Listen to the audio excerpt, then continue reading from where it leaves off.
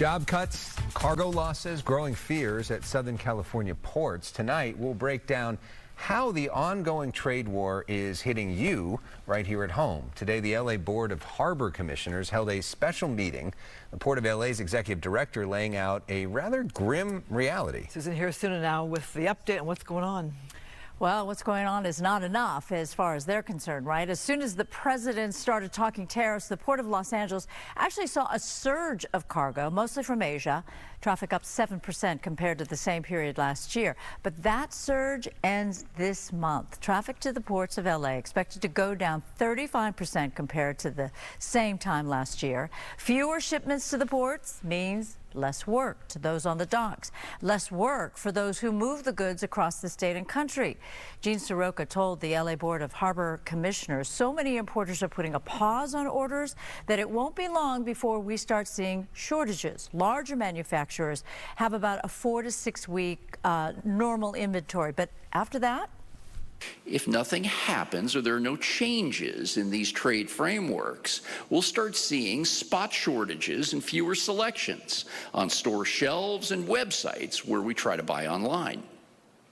So if you go to the store and you're looking for a blue shirt, you may see a bunch of purple ones. You may not see that blue one in your size or style, and probably it will be more expensive. Well, Soroka says that importers say the current tariff rate means that goods cost 2.5 times more than before Trump became president. And it's not just manufactured goods like shirts that he mentioned. It's also parts for cars and farm equipment and the kinds of food not grown in the U.S. So get ready for the price of coffee beans, cocoa, and sugar to go up. Some manufacturers have already warned consumers to expect those higher prices, like, for example, toy-making titan Mattel. Added to the trip, the kids may get fewer dolls. The maker behind toys like Barbie, Hot Wheels, and Uno says it's ditching economic forecasts due to tariff uncertainty.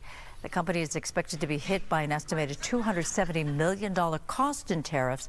Mattel says it will start cutting some of its toy production out of China, where 20% of its imports are currently made.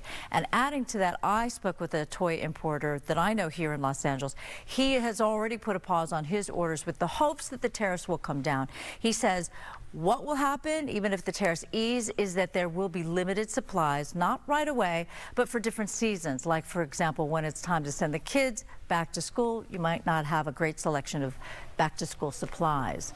So, and if this is still going, Christmas could be really big. Exactly, Yeah. exactly. You heard the president say maybe you won't get as many dolls. Yeah, exactly. Or for women, maybe they won't have a great selection of handbags, because apparently the largest jump in price will be for leather goods if they're imported.